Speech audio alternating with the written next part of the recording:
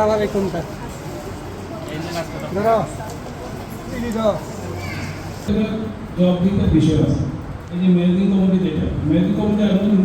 আমি শিখছি আর অন্যদেরকে শিখাতে পারবো বা আমাদের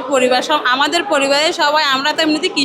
কৃষিকাজ করতেছি। গ্যাপ প্রশিক্ষণ যেটা বলে অনেকজনে জানে না, যেটা আমরা গ্যাপ বলি। গ্যাপের অনেক কিছু বৈশিষ্ট্য আছে, যেমন ধরো আজকে কীটনাশক দিছি, কয়দিন পর আবার কীটনাশক এটা দিব, এটা একটা বৈশিষ্ট্য, কিন্তু এটা অনেক কৃষকে জানে না। নিরাপদ খাদ্য কিভাবে উৎপাদন করব, তারপরে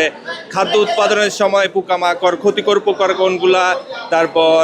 যে ক্ষতিকারক নয় ওই পোকাগুলোকে কীটনাশক দিয়ে মারা যাবে না, বেশি কীটনাশক করলে কি ক্ষতি হয় ফসলের, কীটনাশকের পর ইউজের কতদিন পরে আমরা বিক্রি করার জন্য হাটে নিয়ে যাব, তারপরে পানি সেচ সম্পর্কে শিখতে পারছি, তারপরে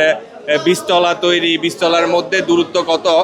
আমরা কিভাবে উত্তম কৃষি চর্চার আলোকে একটা নিরাপদ ফসল উৎপাদন করতে পারি, আন্তর্জাতিক মানদণ্ড ফলো করে আমরা একটা ভালো মানের ফসল উৎপাদন করে সেটা আমাদের জন্য নিরাপদ করে তুলতে পারি এবং আন্তর্জাতিক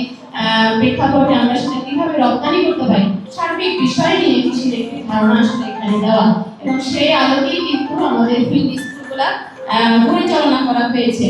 এখন এই যে ধারণাটা ফিল্ড স্কুলের, এটা নতুন কোনো ধারণা নয়, আমাদের পুরনো মোনালিসা হেভি ফ্লো 15 পিস প্যাকেটের সাথে 8 পিসের একটি প্যাকেট একদম ফ্রি। ধারণাটাকেই কিন্তু এখানে নতুন আঙ্গিকে দেখানো হয়েছে। যেমন এর আগে আমরা আইপিএম এর আলোকে আমরা কৃষক মাঠ স্কুল পরিচালনা করেছি, আমাদের অন্যান্য প্রকল্পের আন্ডারেও কিন্তু কৃষক মাঠ স্কুল ছিল। সেই ধারণাগুলোকেই কিন্তু এখানে আমরা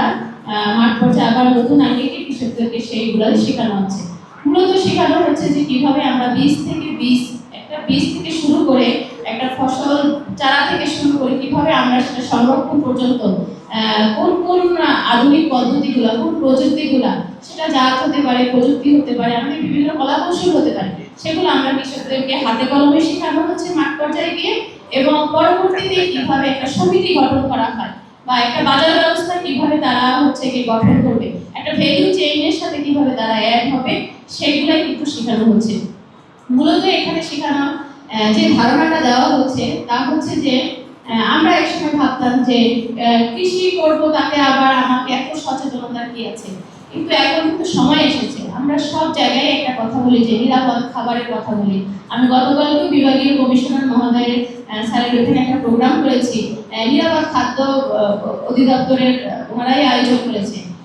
যেটার টপিক ছিল যে কীটনাশক ও অ্যান্টিবায়োটিকের বিরুদ্ধে কি করণীয় আছে, এটার যে